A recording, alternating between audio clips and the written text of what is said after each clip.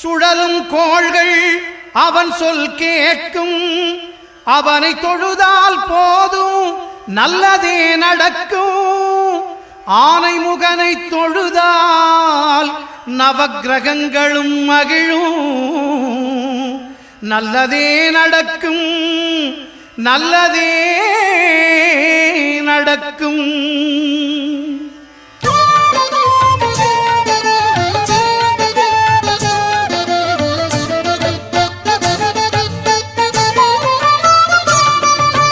ஒன்பது கோளும் ஒன்றாய் காண அங்கு கற்பகம் என்னும் கடவுளின் மெய்யில். ஒன்பது கோளும் ஒன்றாய் காண